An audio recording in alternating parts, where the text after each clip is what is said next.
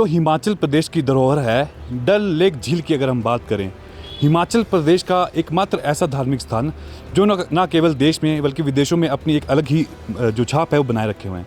खूबसूरती की बात करें तो देवदार के पेड़ों के साथ ये झील है, परंतु वर्तमान में जो इसके हालात हैं इसको लेकर कुछ बातचीत हम जो यहाँ के स्थानीय लोग हैं उनसे कर रहे हैं कि क्या कुछ विशेष तौर पे इस डल झील के रिसाव को लेकर कहना है और जो वर्तमान हालात हैं उसको लेकर कहना है। तो कुछ बातचीत स्थानीय लोगों से करिए, क्या कुछ कहना है। सर, क्या कहना चाहेंगे इस डल झील का जो वर्तमान हालात हैं उसको लेकर? हाँ, धन्यवाद। इनॉक्स न्यूज़ का सबसे पहले तो मैं धन्यवाद करूँगा। अभिषेक भाई अपने समय समय पर हमारी जो बात है उसे सरकार तक पहुँचाते हैं, प्रशासन तक पहुँचाते हैं।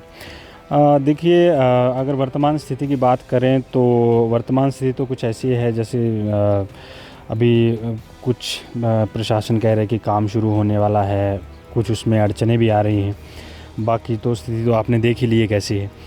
पर हमारी जैसे 15 तारीख को अभी हाल ही में मीटिंग हुई है प्रशासन एवं सरकार के लोगों के साथ, और उन्होंने हमें वादा किया है कि इस महीने तक जो है वो डल लेक का काम शुरू हो जाएगा।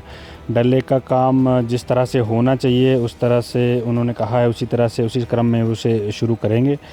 और हमारी तो यही उम्मीद है, शायद अगर काम शुरू हो जाए तो बहुत अच्छी बात है। जितना जल्दी हो सके उतना जल्दी डल लेक का जो है वो उद्धार हो जाए। तो सर, बात करें इस डल लेक की तो कितना महत्वपूर्ण योगदान जो है ये एरिया, ये क्षेत्र जो है डल झील को लेके है, क्योंकि इस झील की बात करें तो हाल ही में लेक मैन ऑफ इंडिया के नाम से प्रख्यात वो भी यहाँ पे पहुँचे थे। उन्होंने भी इसका सर्वे किया। इससे पहले भी कई सरकारें आई हैं, गई हैं, उन्होंने भी ये आश्वासन दिया कि ये रिसाव जो कई सालों से हो रहा है इसको रोका जाएगा। धरातल पे अगर हम बात करें तो अभी तक ये रिसाव नहीं रुक पाया है।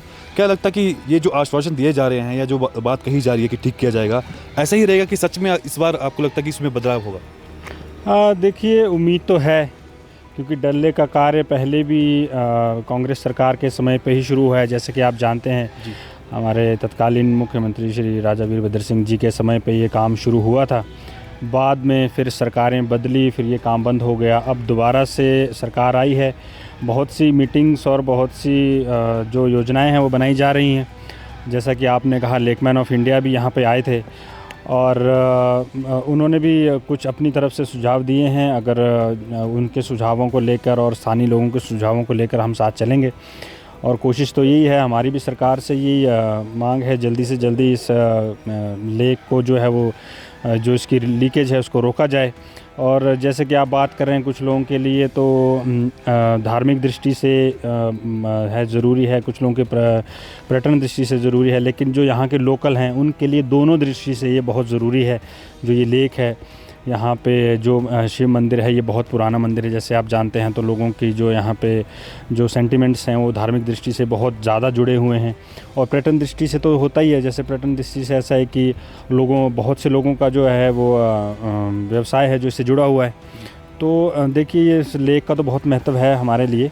तो हमारी कोशिश तो यही है कि जल्दी से जल्दी इसका काम शुरू हो और जल्दी से जल्दी जो है वो इसका सौंदर्यीकरण हो। सर, अगर बात करें इस लेक की तो ये जो रिसाव है, क्या लगता है क्या कारण इसके रहे होंगे? क्योंकि आप स्थानीय हैं, लंबे समय से आप यहाँ पे रह रहे हैं और आपने इसका वो टाइम भी देखा जब ये पूरी फुल हुआ करती है, पानी से भरी हुआ करती थी। क्या लगता है किस कारणवश जो है आज इसकी ये स्थिति है? देखिए, कारण जो मुझे लगता है, मैं तो इसको ये, जैसे आपको अगर इसका शुरू से इसका जो इतिहास है उससे बताऊँ, जब से ये एक्चुअली ये है कि जैसे आपको पता है हमारे इलाकों में यहाँ बारिश बहुत होती है। तो बारिश के कारण क्या था कि यहाँ पे जब नालियाँ वगैरह नहीं थी या और कुछ जो साइड से इसका मिट्टी जो आती थी ऊपर से बारिश की वजह से, पानी की वजह से, तो उससे क्या था कि मिट्टी धीरे धीरे भरने के कारण जो था वो लेक है, एक समय ऐसा आ गया था कि ये जो लेक थी ये मिट्टी से पूरी भरने के कगार पे थी। फिर उस समय जो है वो यहाँ के कुछ स्थानीय लोगों एवं प्रशासन ने जो है वो निर्णय लिया कि इस मिट्टी को निकाला जाए एवं इसको, ताकि जो इसकी गहराई है उसको बढ़ाया जाए, और गहराई बढ़ा के फिर इसका जो है वो पानी जो है ज़्यादा रिटेन होगा। और उससे क्या था कि जैसे मिट्टी जो भर रही थी, तो मिट्टी के भरने से लेक भी उसका अस्तित्व भी खतरे में आ गया था। तो इसलिए वो कार्य किया गया था। और जैसे ही मिट्टी हमने वहाँ से निकाली तो वहाँ से फिर हमारा सबसे पहला काम था कि सबसे पहले जो है वो रोड साइड, जैसा आपने देखा होगा, तो रोड साइड जो है वो इसमें सबसे पहले एक वॉल लगनी थी, जिसको रिटेन वॉल बोलते हैं हम उसको, पानी को रोकने के लिए। तो उस समय जो कुछ प्रशासन के जो भी लोग थे, जैसा भी मुझे उनका नाम नहीं पता है, ना ही मैं उनको मतलब कुछ बोलूँगा अभी, पर मुझे ये लगता है कि वो जो वॉल है, वो वॉल जो है वो अच्छे से नहीं लगी हुई इनसे। और उस वॉल में, क्योंकि ये कंक्रीट वॉल है और हमारा एरिया जो है ये अर्थक्वेक ज़ोन 5 में आता है, और ये क्या हुआ कि उन्होंने वॉल लगाई तो कुछ सालों तक तो पानी रुका रहा, लेकिन जैसे ही वो अब छोटे छोटे जो यहाँ पे भूकंप के झटके वगैरह होते रहते हैं, उससे वो वॉल जो है वो हिलती रहती है बार बार। तो फिर ये है कि जैसे वॉल लगाई उसके बाद ये पानी काफ़ी रुका, 5-7 साल तक पानी रुका भी, ऐसा नहीं। और बाद में जब ये धीरे से, मुझे लगता है कि जैसे भूकंप के हल्के हल्के झटकों से जब वो वॉल का, जब वो कंक्रीट जो आपस में जो उसमें दरारें हैं, जी जो दरारें हैं, वो जैसे कंक्रीट में दरारें आई तो उससे वो लीकेज शुरू हो गई। और उसके बाद से जैसे वो आज तक जो लीकेज है वो उसी तरह से है, क्योंकि उस वॉल को आज तक उन्होंने वो ठीक नहीं कर पाए हैं, उसका जो क्रैक्स हैं जी। तो फ़िलहाल तो लीकेज का तो यही है।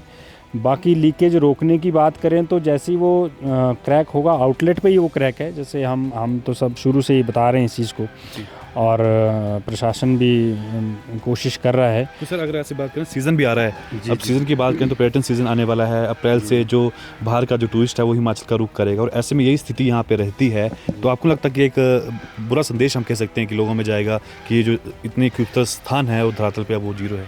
जी बिल्कुल। देखिए, जैसा आप कह रहे हैं कि पर्यटन का भी जो सीज़न टाइम आ रहा है, बिल्कुल ये बात हमारी 15 तारीख के मीटिंग में भी उठी थी। हमने ये बात भी की थी कि अभी मार्च महीना शुरू होने वाला है, और मार्च महीने के बाद जो वो सीज़न टाइम होता है, लोग आना शुरू हो जाते हैं। तो हमारी जो मीटिंग थी उसमें तो हमने यही कहा था कि आप जल्द से जल्द इसको करिए, क्योंकि जो लोग आएंगे तो लोगों को कुछ तो देखने के लिए होना चाहिए यहाँ पे, क्योंकि एक यहाँ के लोगों का जो ज़्यादातर जो व्यवसाय है वो पर्यटन पर ही निर्भर करता है। तो पर्यटन पर निर्भर करता है, तो अभी उस हिसाब से उसके जो पॉइंट्स हैं, पर्यटन के पॉइंट्स, उनका सही होना बहुत ज़रूरी है। तो उससे डल लेक एक बहुत मेन हमारा पॉइंट है, जिसे आप कह जाएँ, या आप उसको नड्डी का एंट्री पॉइंट भी बोल सकते हैं। तो इसके लिए क्या है कि उनको जल्द से जल्द इसको बनाना पड़ेगा। तो हमने अपनी तरफ से तो कहा है, पर्यटन को भी कहा है, माननीय विधायक हमारे वो भी आए थे, उनसे भी हमने बात की है। अब देखिए, 1 महीने का जो हमने टाइम दिया है, मैंने तो प्रशासन में अपने जो आए थे उनसे मैंने बात की थी कि आप कम से कम अगर हो सके तो इसको, अगर आपका काम अभी लेट शुरू होना है तो आप कम से कम इसमें मिट्टी भर दीजिए, ताकि जब तक आपका काम नहीं होगा तब तक उसको जो मिट्टी भरते हैं, जो बेंटोनाइट करके मिट्टी आती है राजस्थान से, तो मैंने उनको कहा था कि आप फ़िलहाल उस मिट्टी को भर के इसका पानी रोक दीजिए, ताकि पर्यटन आए तो कम से कम उनको निराश ना होना पड़े। पर अभी देखो, उन्होंने कहा कि नहीं, अभी मिट्टी नहीं भरेंगे, अभी हम इसका डायरेक्ट काम ही शुरू करेंगे। तो उम्मीद तो है, अब देखते हैं। 1 महीने का फिर हमने टाइम दिया, जैसे हम जितने भी हैं वहाँ पे मेंबर्स, तो हमने उनको टाइम दिया कि आप 1 महीने के अंदर कि जल्दी काम शुरू करिए, नहीं तो फिर आपको बाद में आपको भी लेना पड़ेगा निर्णय, और हमें भी कुछ ना कुछ निर्णय लेना पड़ेगा।